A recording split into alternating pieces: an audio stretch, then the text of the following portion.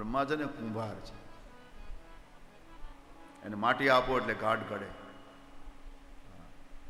પ્રજાપતિ છે, માટી વગર કુંભાર કાંઈ ન કરી શકે. હા, માટી આપો તો પછી બી કોડિયાય બનાવે ને તાવડી બનાવે, સકોરાય બનાવે ને ગોળાય બનાવે ને મટકા, બધું માટી આપો ત્યારે. એમ પરમાત્મા દ્વારા આ પંચભૂત બ્રહ્માને મળે અને આ પાંચ ભૂત દ્વારા આ બધું બનાવે.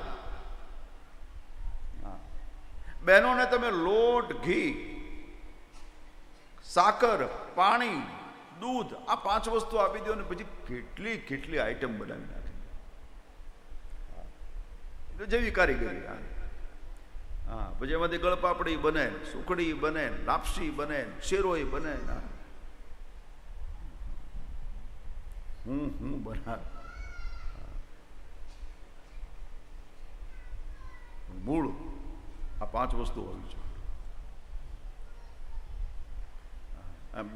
બહેનોને કાંઈ ના આપો તો પછી બહેનો શું બનાવે? કાંઈ. કુમારને માટી ના આપો તો, મિસ્ત્રીને તમે લાકડું ન આપો તો શું બનાવે? કાંઈ. એટલા માટે આ જગતના બે કારણ માન્યા છે વેદાંતે. શ્રીમદ ભાગવતે પણ આ બે જ કારણ સ્વીકાર્યા છે આ જગતના, અન્વય અને વ્યતિરેક.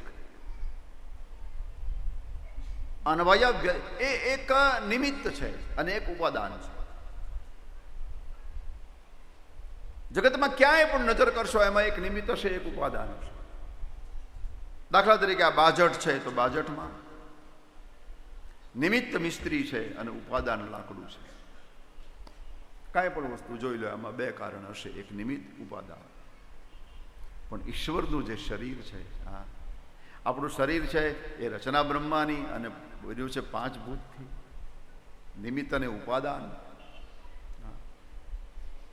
પણ પરમાત્માનું જે શરીર છે, જે વપુ છે, એમાં પંચભૂત નથી. એટલે આપણા શરીર સાથે ઈશ્વરના શરીરને સરખાવવું નહીં. આપણા શરીરને જે ધર્મ લાગુ પડે એમાંનો કોઈ પણ ધર્મ પરમાત્માને લાગુ ન પડે. એટલા માટે એને ભગવદ્ ગીતામાં સ્પષ્ટ કહ્યું છે, અર્જુન સર્વધર્માન પરિત્યજ્ય મામેકમ શરણમ વ્રજ અહમ ત્વા સર્વ પાપેભ્યો મોક્ષયિષ્યામિ માં શુચઃ. અર્જુન, ધર્મને છોડી દો, સર્વધર્માન પરિત્યજ્ય, અને પછી મારે શરણે આવો. મામેકમ, મારા એકલાના શરણે, ભટકતો નહીં ક્યાંય. અન્યાશ્રયનો જે અદ્ભુત નિયમ છે, મામેકમ, મારા એકને શરણે. ક્યારે? જ્યારે તારા ધર્મ છૂટી જાય ત્યારે. હવે ધર્મને છોડીને ઈશ્વરની પાસે જઈ શકાય ખરું? ઈશ્વરની પાસે જવા માટેનો જે માર્ગ છે એ જ ધર્મ છે.